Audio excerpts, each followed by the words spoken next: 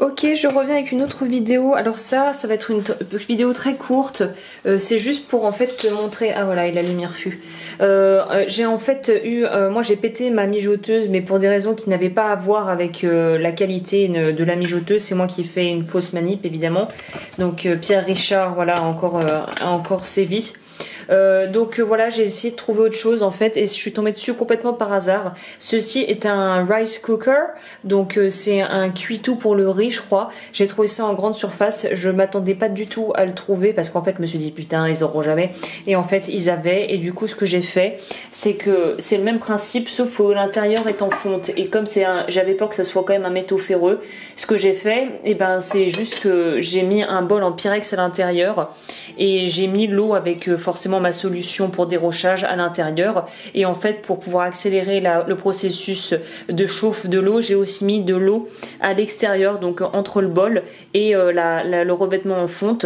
Et voilà, pour ceux qui ne sauraient pas, mais donc on veut pas de métaux ferreux dans la solution de dérochage parce qu'il y a une réaction chimique qui va se produire avec le fer en fait, et la réaction et le produit qu'on met, et ça peut en fait marquer le métal au lieu d'enlever les traces de métal ou de feu qu'on aurait pu faire avec le chalumeau lors de par exemple de la soudure. Donc j'ai essayé ce truc. Alors j'ai eu un peu peur parce que je te mettrai le lien dans la description si tu veux te le procurer sur Amazon. Il est moins cher que la mijoteuse. Je crois que ça coûtait 27 €. En tout cas je l'ai eu à 27 € au magasin il me semble. Sauf que j'ai vu les reviews qui étaient pas vraiment top en disant ah ça a lâché.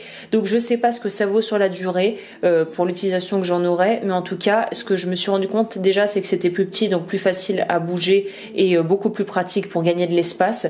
Mais en plus de ça, ça chauffe carrément plus vite que la mijoteuse. Du fait déjà que ça soit un plus petit contenant, et aussi du fait qu'il y ait deux options, cook qui fait bouillir l'eau et warm. Donc une fois que ça bouge, je mets sur warm et du coup ça reste chaud et c'est radicalement plus rapide pour chauffer la substance du déroché en fait.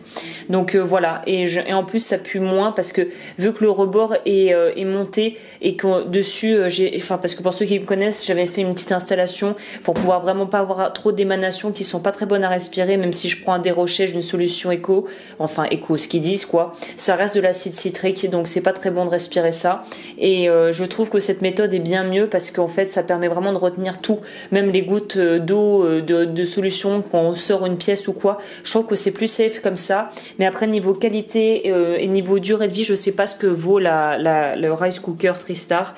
Donc si tu veux ça, c'est une bonne alternative à la mijoteuse et c'est moins cher, et après sur la durée je te dirai, on verra bien comment ça évolue. Mais je voulais faire une petite vidéo sur ça parce que je trouvais que c'était bien de aussi présenter des alternatives à la mijoteuse plus traditionnelle on va dire, qui sont sur le marché quoi.